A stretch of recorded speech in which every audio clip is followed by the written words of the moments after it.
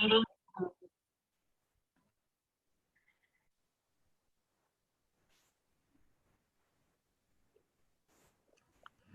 Andy, you need to let me share my screen.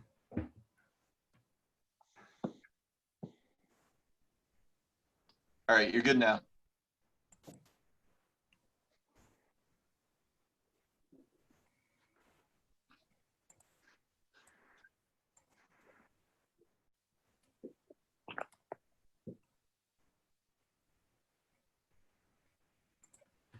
Okay, so welcome everyone.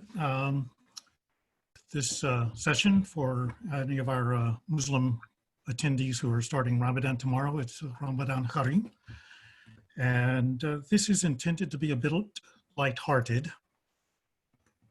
The subjects are not trivial, but they are, in fact, not intended to be too challenging. I don't want to hurt anyone, but what I'm going to do this afternoon is, or this morning for you guys, I suppose most of you, is I'm going to be looking at the reality of what goes on down there. I'm going to ask the question, do we actually know what's going on down there?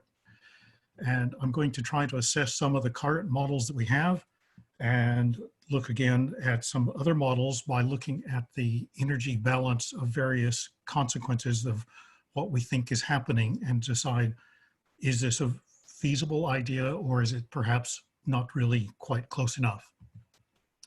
To give you a starting point, you should know a little bit about me. I derive from the sort of shell interests in rock mechanics.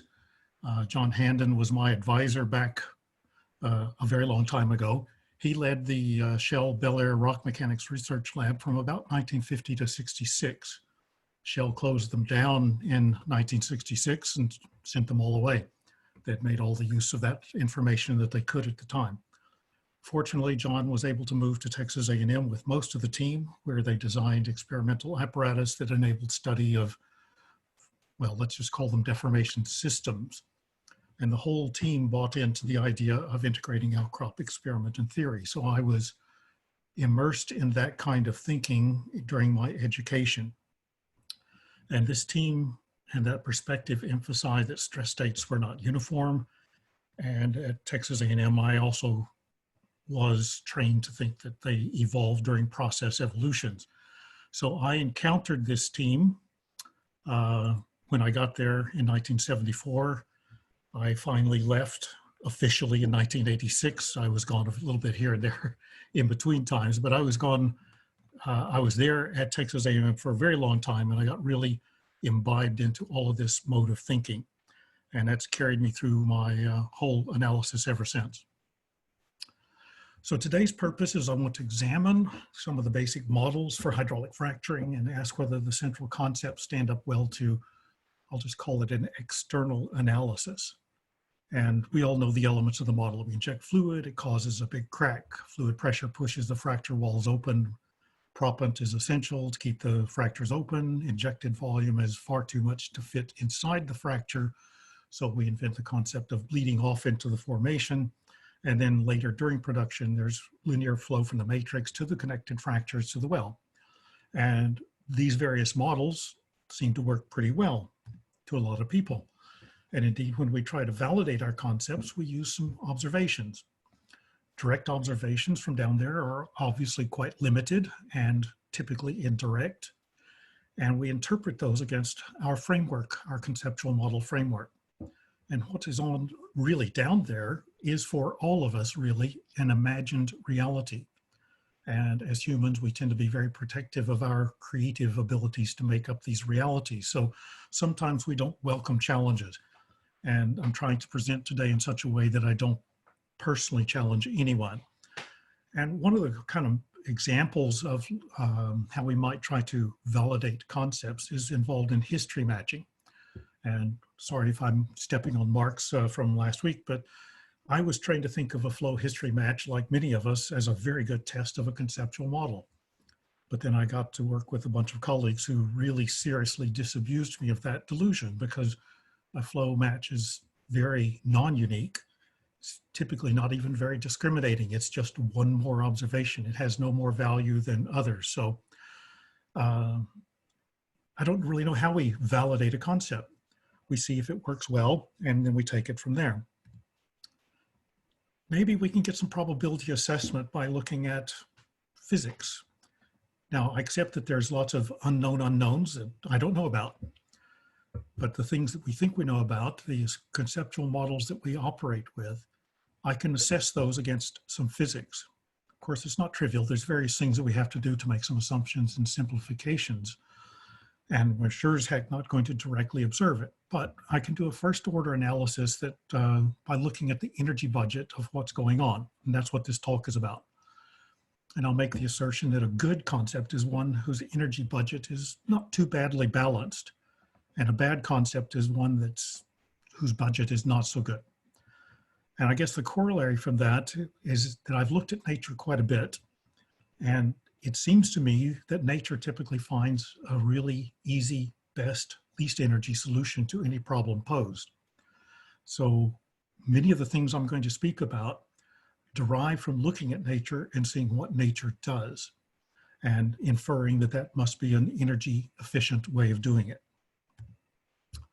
So here's the outline of the talk today. We all know that the volume of the water injected is really quite large, and the injection pressure and the volume together define the added energy budget, the extensive energy. However, we also appreciate that there's no vacuum spaces down there, so all of the space is occupied by either rock, pore waters, or hydrocarbons already in place, everything with a prior state. So the added water has to do something. Where does it go? What does it do? And the consequences of these ideas is that we might think about the water going into the single classic bi-wing fracture. We'll assess that based on some physics. The remainder of the water, if it doesn't all fit, maybe we say it goes into the rock matrix. We can also assess that. And then another alternative, because I'm going to tell you that it won't fit into the rock matrix, is that we may need to create or open some arrays of natural or new fractures, new void spaces. And I think that's probably the real answer that we need to deal with. Each of these processes consumes energy, which is work on the external, and each of the processes changes the energy states. So that's the basis of making up an energy budget. Most of the slides don't have equations, so don't worry. This is just to remind us, hopefully it's a reminder of the equations of energy. The specific or intensive energy of the rock is the integral of the stress and the strain. That's how much energy would be recovered, or the external work per unit volume that would be achieved if we allowed that rock to unload. Because of the linearity of the stress-strain relationship, because it's an elastic material, that's the only stress we have, this simplifies to 1/2 of the strain times the stress. And I can write that in principal coordinates, which makes it, a little bit easier for us to understand. Similarly, the fluid pressure times the volumetric strain of the fluid, the integral of that is the specific energy of the fluid. And again, because that's a linear relationship, this simplifies to this kind of a relationship here. Now, because we can substitute stress and strain in the elastic world, and I'll call the fluid elastic also because it's reversible, I can rewrite the rock specific energy in this way. If I only know the strain and I know the Young's modulus, I can write it like this. Or if I only know the stress and I know Young's modulus, I can write it like this. Similarly for the fluid. Now, those are the intensive forms, energy concentrations. To do a budget, we need the extensive forms, which are additive. And these are achieved by taking the specific or intensive energy form, multiplying it by the volume, and then we get the extensive energy form. And I might just point out here that the unit of intensive energy, this one here, has the same dimension as a stress component or a traction vector. So it is labeled as a Pascal. That's what it looks like. But it's actually a joule per meter cubed. And the reason that this is kind of a problem is that there's a component in here called strain, which is a very important number, but it has no dimension. And so I think that we ought to be writing that as a Pascal with a dash inside a bracket to remind us of that. So a joule per cubic meter is not the same as a Pascal, even though the dimensions are the same.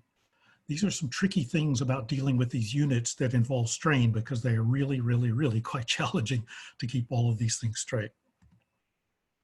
Now, here's some exemplar parameters for the case I'm going to be looking at today. I'm going to inject 2,500 cubic meters of water at 33 megapascals. These are just numbers. It doesn't really matter where they come from. And by using the equations I just showed, like over here, that equals 272 megajoules. The location of the injection is at 2 kilometers depth. These are the conditions down there. Pore pressure is around 28 megapascals, so we have a little bit of overpressure as we need to make the hydraulic fracture. My reservoir unit's just 42 meters thick, has a certain stiffness, has a certain porosity, has a certain permeability. These numbers are not special, they're just numbers. Okay, so now, what's the volume inside the fracture? If I assume that the fracture extends out laterally each wing 207 meters, the aperture at the wellbore is some number, 1.2 centimeters, and a linear change in aperture from the wellbore out to the tip, then we can calculate the volume. The number just comes out to be 104 cubic meters. That's fine, but that number is very, very, very much smaller than our injection volume. Okay, I can make the fracture bigger. I can make it as big as I want. But every time I make the fracture bigger, I have some consequences because the energy costs in the rock matrix, the wall rocks, goes up with the size of the fracture. And that's what we'll look at next. So I'll just make the point that a fracture aperture change is not something that's independent of the wall rocks. The wall rock has to move in order for the fracture to change. So I define a fracture as a planar-like void space that exists between the walls, and the walls move apart to enlarge the aperture. Those walls moving apart is the consequence because there must be strain in the wall rock, therefore a change in stress, therefore a change in energy. Classic mode 1 models like this with a constant stress state applied normal to the fracture don't work because they don't account for the strain necessary in the wall rocks. When people do calculations, just ones from the literature, we can see that the normal stresses do change when the fracture opens, just to remind us that that's the way it is. Now, there's two ways that we might increase the aperture, only one of which applies today.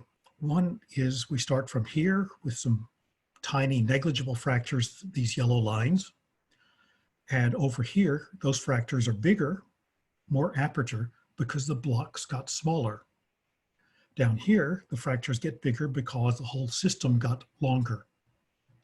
This does not apply to the case today, so we're dealing up here where the blocks have to get smaller. And they get smaller because there's energy inside the fracture that is squeezing those blocks into a smaller size. That's the conceptual model that we're using. So let's look at that elastic energy in the strained rock. I'm going to treat the rock as a simple elastic solid. Just this standard Young's, elastic equation here. So as the hydraulic fracture is forced open, fluid moves these adjacent rocks sideways to make the aperture. Now, how does that movement get dissipated? Well, somewhere it has to go to zero. It could be infinite, but in a multi-stage hydraulic fracture situation, I think it's reasonable to assume that it needs to be something on the order of the dimension of a half the stage interval. So that's the distance over which that wall rock displacement needs to dissipate down to zero. So that differential motion from so many millimeters at the fracture to zero out there at the half interval, that differential motion converts to strain because that's a displacement gradient, and then we determine the strain from that. Now, I don't know what the actual shape of that displacement gradient is. So I just have a number of possibles here. It might be linearly variable with x. It might be a parabolic function. It might be an exponential function. And then those give the consequences for the strain as a function of x and these coefficients, which are determined by making it equal to the aperture. Now, comparing them, we find that all achieve the displacement. This is 3, that's half the displacement I'm just doing. This is the midpoint of the fracture. They all achieve the 3 millimeter displacement at the fracture face. but they decay in different ways back out to the midpoint. Now, it's interesting. It's not what I would have thought, but when you think about it, it's true. The lowest extensive energy in a column of rock extending away from the fracture, a 1 by 1 meter column, horizontal column extending out. The cheapest one in terms of energy costs is the linear displacement gradient, followed by the parabolic and far overshadowed by the exponential. The reason they differ so much is because the strain gets squared in the energy equations. So as the aperture changes, and particularly as the strain near the aperture goes up, near the wall rock goes up, then the amount of energy in the wall rock would be very, very high in the exponential case. Here's the strains. They're very, very high right near the fracture in the exponential case. So it turns out that the linear is the cheapest, so I'm going to assume that's probably the correct one, just with my assumption that fractures in nature are going to be as simple as possible. So if I sum those energies over the entire fracture face, accounting for the change in aperture from tip to well, and I count for both wall rocks, I get the total energy cost of that amount of opening at 1.48 gigajoules. The energy input that we had was 272 megajoules. There's a discrepancy. It's not a minor discrepancy, it's significant. So if I wanted to make the fracture bigger to hold more water, this energy cost is going to go higher and higher and higher. So it's clear that we have a problem between the energy we install into the ground and the energy that our model tells us we must install into the rocks. We also have a problem with the volume of water that we're injecting. So just to summarize that very briefly, the energy scales with aperture squared, the energy scales with fracture area, elastic straining uses up the budget before the full volume is injected. And the same issues apply with, I had a model with a whole distribution of smaller mode 1 cracks because they all have the strains. They just now have smaller distances to dissipate the movement. So it's actually a worse problem in some senses. And I did not included the work related to creating the fracture, and I've left out all the stress components and strain components that are transverse, that is parallel to the fracture. So this problem looks a lot worse than it just the simple numbers I've calculated. It's really quite an issue. So in a constrained subsurface, which differs from our assumption of a fixed stress state, the constraints require that the opening is dissipated and the strains are limited by this energy. And the operative model that we use, the bi-wing mode 1 fracture, has an energy cost that far exceeds. So I don't really think that's a good conceptual model. I know it's the one that seems to work for a lot of people, but I find that the physics tells me it's probably not the best model. The next question to address is the fluid volume. It's a long recognized issue. Terms for bleed off are included in all the common frac design equations. But let's examine that leak process. Does it really make sense? Matrix pores are already filled with a fluid at some pressure before the stimulation. Most of the pore fluid is water. That's an assertion not always true. There may be amounts of oil and gas. Maybe it's isolated, maybe it's a free phase. It makes the problem more complicated. For today, I'm going to assume that the pore fluid is water and that the gas is contained, absorbed into the organic matter, which is not accessible to the injection anyway. This is a simplification, I accept that, but it makes the equations a little bit easier to present. So I'm going to deal with a water-filled matrix pore space. Okay, so all the excess water going in is not easy. I'm only going to try to get rid of another 1,500 meters rather than the 2,200 and something that I would otherwise need to do. So I'm just going to use 1,500 meters of excess volume for the next equations. And the outcome, which I'll show you on the next slide, is that the resulting pressure in the matrix is very, very much increased. It's in fact much, much higher than the injection pressure. Let's see how I do that. So I take my gross rock volume. I then determine the in situ pore volume of the fluid. That's gross rock volume porosity. I expand that volume to the surface, because it will expand when I relieve it to the surface, because this is a strain-based calculation. I add the bleed-off volume to get a new volume of new water and put that back into the original pore space. And when we do that, we calculate this number here. And there's just a comment down here. I'm also not accounting for the energy that goes into the rock mass, the framework of the rock, by increasing the pore pressure. That's actually quite substantial. Some micromechanics work I've been doing helps me to make that statement, but typically the energy going into the rock framework is about 50 times the energy going into the increase in pressure. So this would make the problem even worse. Basically, the answer is the excess water isn't going to bleed into the matrix. That's physically not possible. How much of it might go in? Well, let's consider some of the drive mechanisms. Imbibition has been cited in the literature, and we also have the possibility of viscous-driven processes, that is, pressurized water in the connected fractures trying to be forced into the matrix. For imbibition, I'm not going to show you all the equations today. They turn out to be exceptionally complicated because, especially if I have, imbibition is only going to be if I have a multi-phase system. For imbibition to work, I need water-wet pores. We might argue whether that would ever be true. We need a connected non-wetting phase that can be compressed and which can basically leave. And in a closed system, that doesn't happen.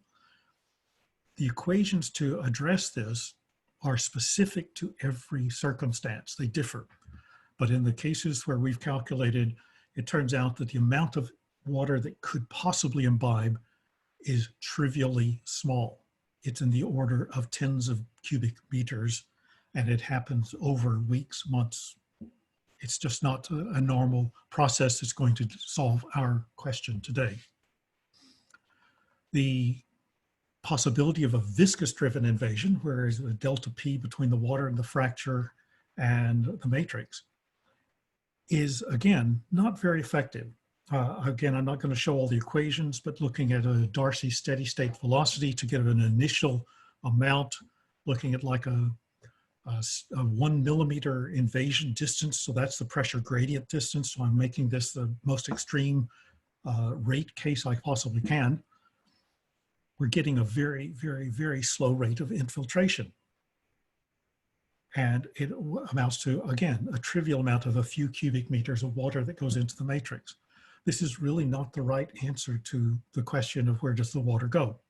And oh yes, because the rocks have been strained because of the main fracture opening, given that model, the pore pressures have already been increased just because of the elastic strain, the poroelastic effect.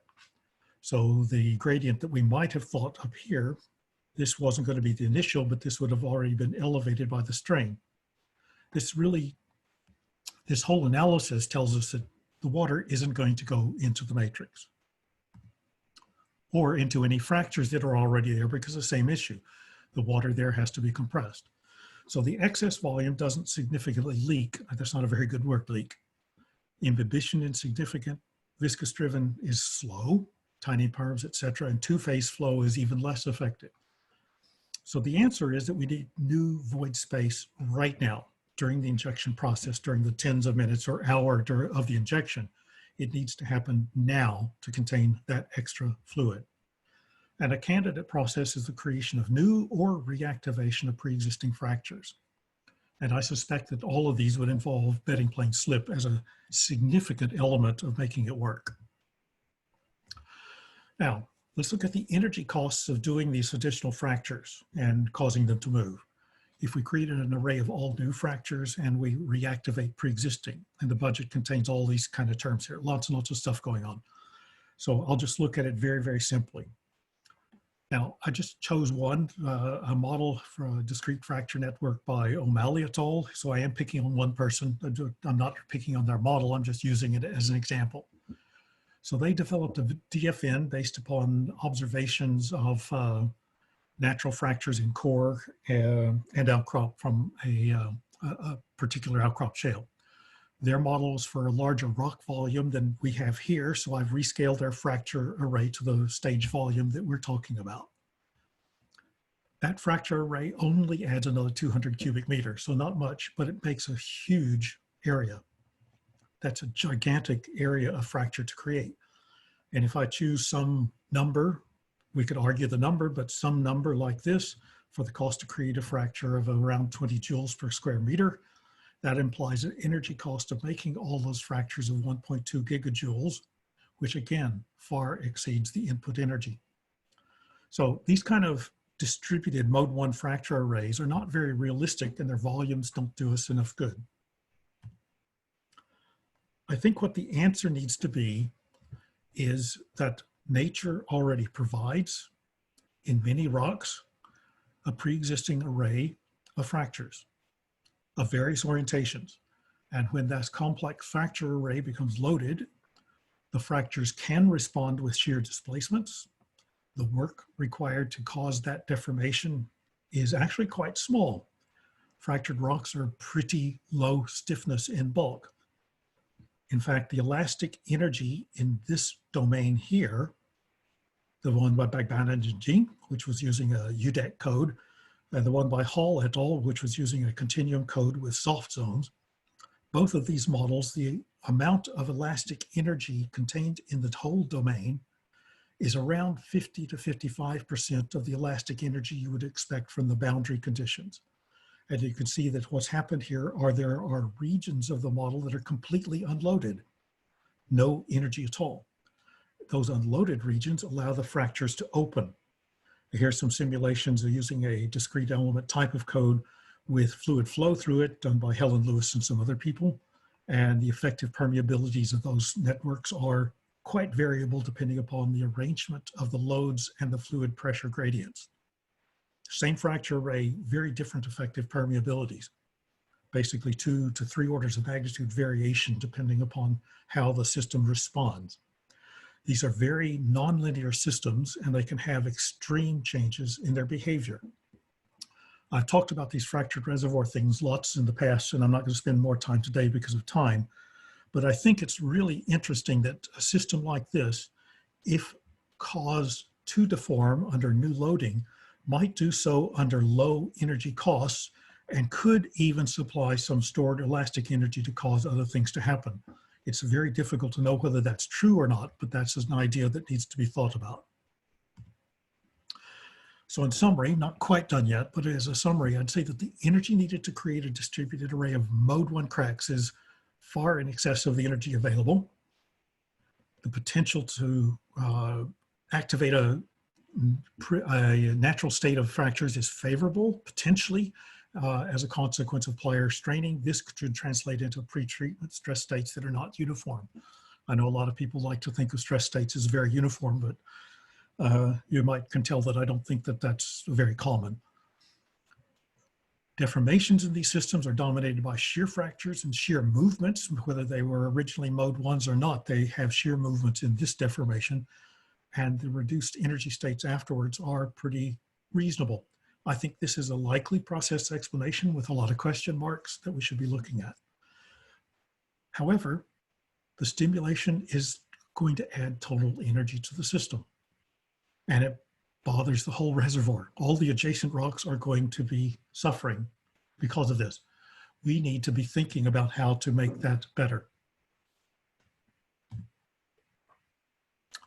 Okay, again, some conclusions of that, then I'm going to do a couple of other little slides just because I have a couple of things I'd show you. So the inference that a hydraulic fracture creates a large bi-wing mode 1 crack is based on a static criterion in a process model that doesn't account for the consequences.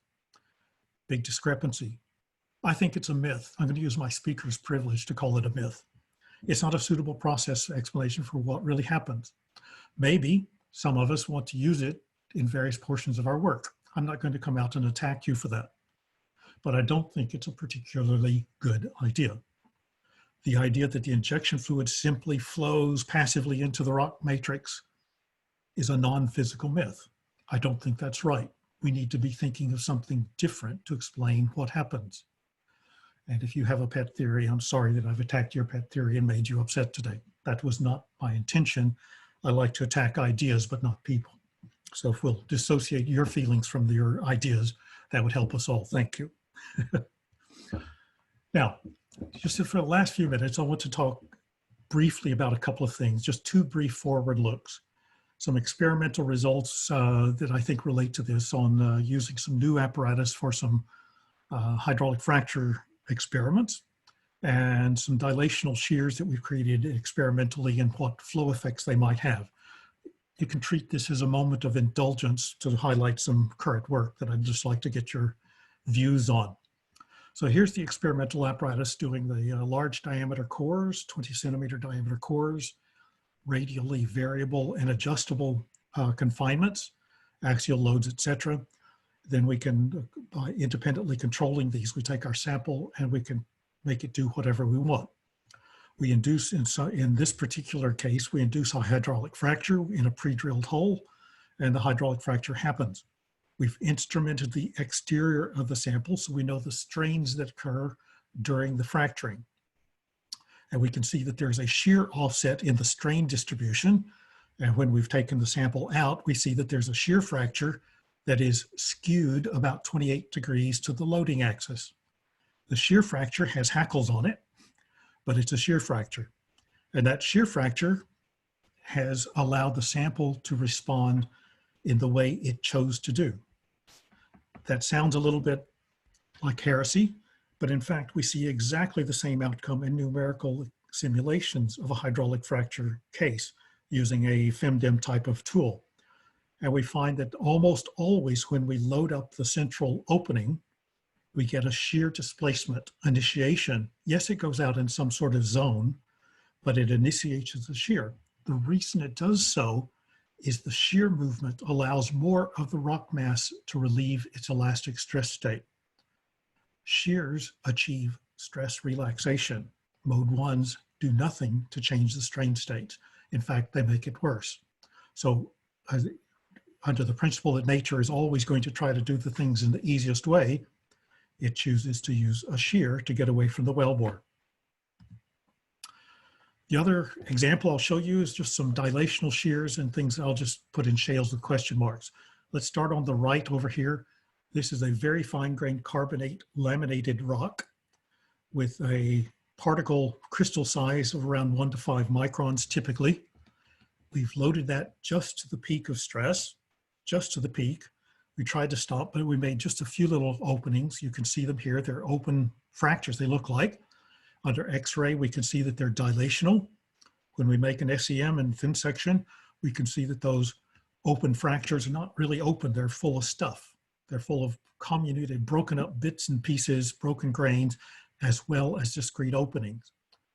When we subject those to flow experiments, in this case in the neutron beam, so we're directly observing in real-time fluid flow, we see that the fractures flow as imbibition features. They also flow as permeability features. Once we've achieved saturation, they flow as enhanced permeability features. So they have high perm and high capillary pressure. Now these zones, and these ones over here, which I'll talk to in a minute, these zones of this weird material and fractures, we're now doing digital rock methods on those so that we can create digital rocks of those kinds of materials with laminations and filled fractures.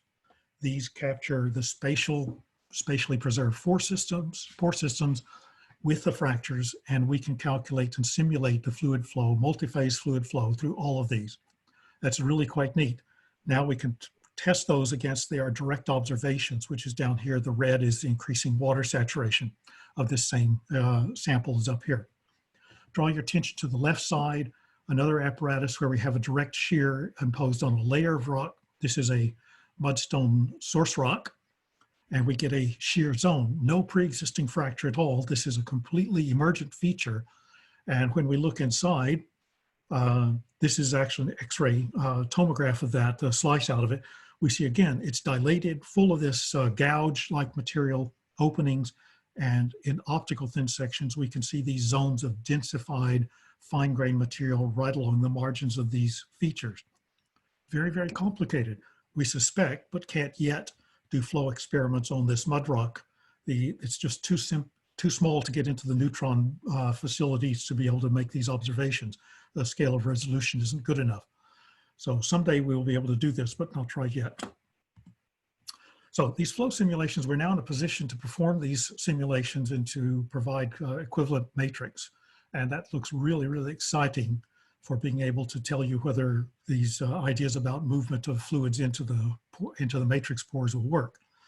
And the important point here is very, very, very small inelastic strains are able to produce these.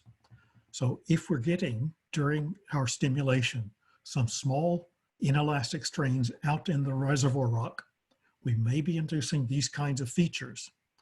And they may well be using bedding plane slip and the kinds of processes that we get with flexural slip to produce an array of distributed small flow pathways. I think it's really quite exciting to be thinking about those lines of thought. Last slide, guys. You can wake up now. Many of the existing hydraulic fracture operations ideas are not very realistic. They worked for a very long time because we didn't challenge them. We didn't come up with a different idea. But they seem to violate, as far as I can tell, energy conservation, and therefore I will describe them as myths. If somebody out there can tell me what I've done wrong with my energy analysis, I would really like to know it, because otherwise I'm stuck thinking that I'm challenging everything in the universe.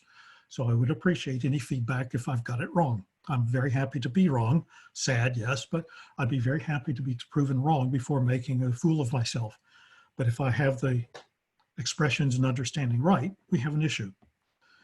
I think in favorable settings, hydraulic stimulation can reactivate natural fractures in bedding planes, and the Mindback experiments tell us this quite clearly, and a lot of the proppant goes into places that we wouldn't have expected from any of our observations. And very intriguingly, displacements can occur to some distance. We know about frac hits to adjacent wells, but they can even go out to kilometers. Last year at ERTEC, Eric Smeltzel from NCS spoke about such horizontal movements that are taking place over a kilometer away from an active stimulation, where these movements are deforming the casing, the liners in wells so much that they're not getting tools down. So we're getting 2 to 3 to 4 millimeters of casing deformation out at a kilometer. That's really remarkable. It says that these processes are able to move that rock mass. And what we're doing, of course, with injecting fluid is we're trying to enlarge the rock mass. It doesn't enlarge everywhere, so some of it is constrained, but where it can, it does move. And when it does move, it may be making these deformation features. I really suspect that we need to be thinking in fractured reservoir terms with all the complexity that entails in order to do a good job with our shales. And the last little point here, I think, is if we do too many frac stages at once, we're sticking more and more and more energy into the ground until we can't make any more deformation. Guess what? That highly energized subsurface is going to have closed up fractures. The extra energy causes the fractures to close, not open. Maybe we should be thinking about changing our operational practices. The following slide just gives the references of the stuff that you may want to look up later. And I'll just go back to the beginning here. When this is all done, certainly in the chat, I'll take questions. You may also contact me afterwards. I'll be happy to discuss any of these points with anyone by email later. I'm here trying to learn, and if we have a discussion and we all learn something, wonderful. So, very good. Thanks very much, guys. Oh, thank you, Gary. Professor Couples' talk certainly hold my breath for a while. This is a very interesting perspectives of this from energy point of view, how the fracturing look like. By the way, for the folks who are not familiar with Professor Couples, he actually is Texas A&M Aggie, eh? And, yes, twice. Well, I'm not sure that's a smart choice though, but no, just kidding. Gary actually went to England for 20-something years now, made a good choice, stayed in one of the best place, one of my favorite place as well, Edinburgh, with first Glasgow, right, university, then before joining Harold Ward. They're both in Scotland, gone. Not England. Good pick. But nevertheless, thanks, Gary, for fantastic fantastic talk. For whatever reason, it has been behaving all this morning. But anyway, thanks, Gary, for wonderful talks. This is fantastic. And like I said, for the folks who have missed it or who came in.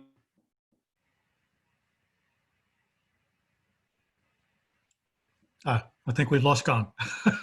Are you accepting questions now? Yeah, I'm on board for questions, Sid. They are. And hey, it was great to see John Handon's picture there again, you know, because he's an early player in Paratech and a great friend. Hey, I've speculated for a long time that maybe in the fracturing process, the minimum in situ stress gets lowered. That is, we don't change the maximum, which is probably the vertical is the maximum. Horizontal, maybe we don't change, but if we change the minimum, and if one does that, I guess that's giving up work, isn't it? That's giving up energy from the rock. And if you take a volume of rock, now maybe that's exactly what you're saying, and you're explaining the mechanism maybe for how this minimum in situ stress could be lowered, if you will. But you sure get a lot of energy if you start lowering the stress in a huge mass of rock. Well, what you say is true. If you lowered the stress, you would be relieving a lot of, you'd be, some people say mobilizing that energy. But I'm saying that the stress would increase because the wall rock has to shorten between fracture stages, which leads to a stress increase.